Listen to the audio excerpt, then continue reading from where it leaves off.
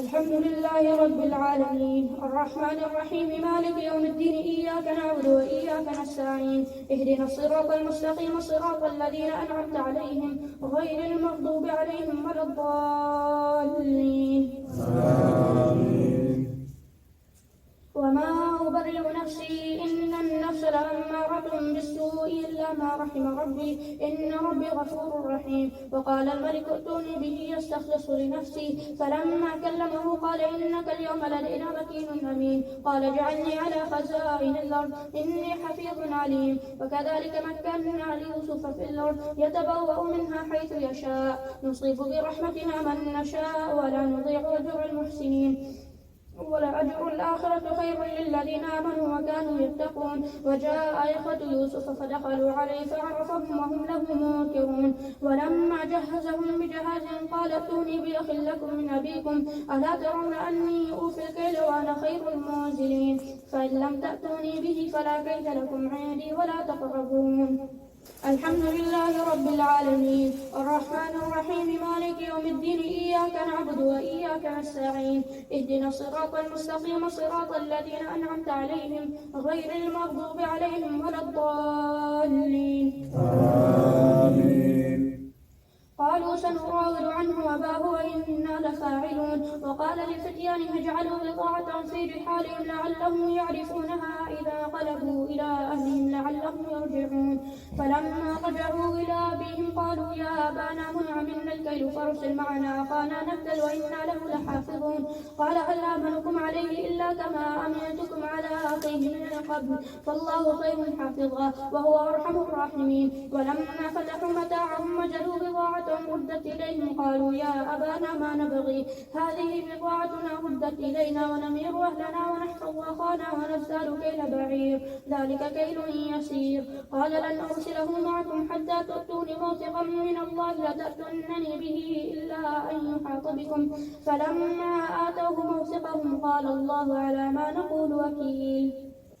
وقال يا بني لا تدخلوا من باب واحد وادخلوا من أبواب متفرقة وما أغني عنكم من الله من شيء إن الحكم إلا لله عليه توكلت عليه فليتوكل المتوكلون. ولما دخلوا من حيث أمرهم أبوهم ما كان يغني عنهم من الله من شيء إلا حاجة في نفس يعقوب قضاها وإنه لذو علم لما علمناه ولكن أكثر الناس لا يعلمون. ولما دخلوا على يوسف آوى إليه أبويه وقال ولما دخلوا على يوسف آوى إليه أخاه قال إني أنا أخوك فلا تبتئس بما كانوا يفعلون. فلما جهزهم بجهاز جعل السقاية في رحل أخيه ولما دخلوا على يوسف آوى إليه أخاه قال إني أنا أخوك فلا تبتئس بما كانوا يعملون. فلما جهزهم بجهاز جعل السقاية في رحل أخيه ثم أذن مؤذن أيتها العير إنكم لسارقون.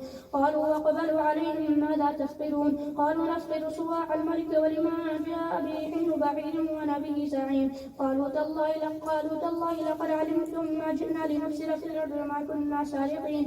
قالوا فما جزاؤه إن كنتم كاذبين. قالوا جزاؤه من وجد في رحله فهو جزاؤه كذلك نجزي الظالمين. فبدأ بأوعيتهم قبل وعاء أخيه ثم استخرجها من وعاء أخيه كذلك كدنا ليوسف ما كان ليأخذ أخاه في دين الملك إلا أن يشاء الله نرفع درجات من نشاء وفوق كل ذي علم عليم. قالوا إن يسرق فقد سرق أخ له من قبل فسرها يوسف في نفسه ولم يبدها لهم قال أنتم شر مكانا والله أعلم بما تصفون. قالوا يا أيها العزيز مسنا وأهلنا الضر وجئنا ببضاعة مزجاة فاغفر لنا الكيل وتصدق علينا إن الله يجزي المتصدقين.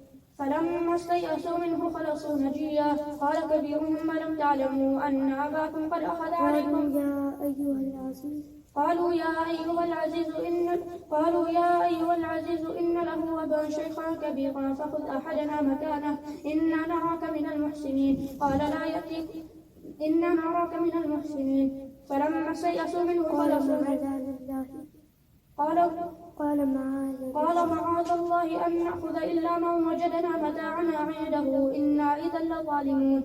فلما استيأسوا منه خلصوا نجيا. قال كبيرهم ألم تعلموا أن أباكم قد أخذ عليكم موثقا من الله ومن قبل ما فرطتم في يوسف فلن نبرح الأرض حتى يأذن لي أبي أو يحكم الله لي وهو خير الحاكمين. ارجعوا إلى أبيكم فقولوا يا أبانا إن ابنك سرق وما شهدنا إلا بما علمنا وما كنا للغيب حافظين. واسأل القرية التي كنا فيها والعير التي قبلنا فيها وإنا لصادقون. قال بل سولت لكم أنفسكم أمرا فصبر جميل عسى الله أن يأتيني بهم جميعا إنه هو العليم الحكيم. وتولى عنهم وقال يا أسفا على يوسف وابيضت عيناه من الحزن فهو كظيم. قالوا تالله لقد أثرك قالوا تالله لقد علمتم من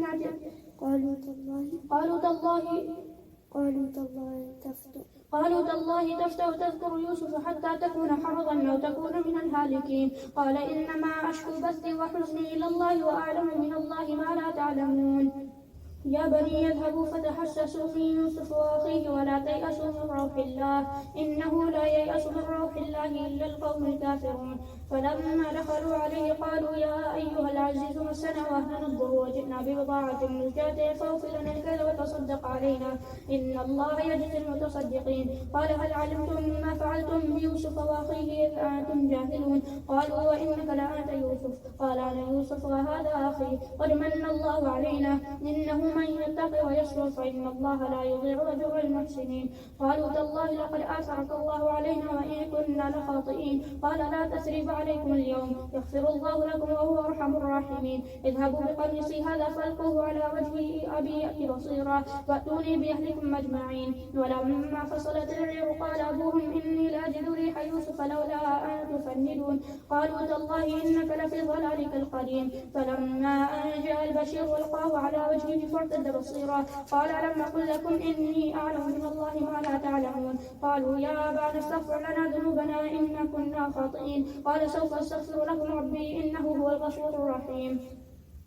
فلما دخلوا على يوسف آوى إليه أبويه وقال ادخلوا مصر إن شاء الله آمنين. ورفع أبويه على العرش وخروا له سجدا وقال يا أبت هذا تأويل رؤياي من قبل قد جعلها ربي حقا وقد أحسن بي إذ أخرجني من السجن وجاء بكم من البدو من بعد أن نزغ الشيطان بيني وبين أخوتي إن ربي لطيف لما يشاء إنه هو العليم الحكيم. ربي قد آتيتني من الملك وعلمتني من تأويل الأحاديث فاطر السماوات والأرض أنت ولي في الدنيا والآخرة توفني مسلما والحقني بالصالحين. ذلك من أنباء الغيب نوحيه إليك وما كنت لديهم إذ أجمعوا أمرهم وهم يمكرون. وما أكثر الناس ولو حرصت بمؤمنين وما تسألهم عليه من أجر إن هو إلا ذكر للعالمين. وكأي من آية في السماوات والأرض يمرون عليها وهم عنها معرضون وما يؤمن أكثرهم بالله إلا وهم مشركون. أفأمنوا أن تأتيهم غاشية من عذاب الله أو تأتيهم الساعة بغتة وهم لا يشعرون. قل هذه سبيلي أدعو إلى الله على بصيرة أنا ومن اتبعني وسبحان الله وما أنا من المشركين. وما أرسلنا من قبلك إلا رجالا نوحي إليهم من أهل القرى أفلم يسيروا في الأرض فينظروا كيف كان عاقبة الذين من قبلهم ولدار الآخرة خير للذين اتقوا أفلا تعقلون. حتى إذا استيأس الرسل وظنوا أنهم قد كذبوا جاءهم نصرنا فنجي من نشاء ولا يرد بأسنا عن القوم المجرمين. لقد كان في قصصهم عبرة لأولي الألباب ما كان حديثا يفترى ولكن تصديق الذي بين يديه وتفصيل كل شيء وهدى ورحمة لقوم يؤمنون.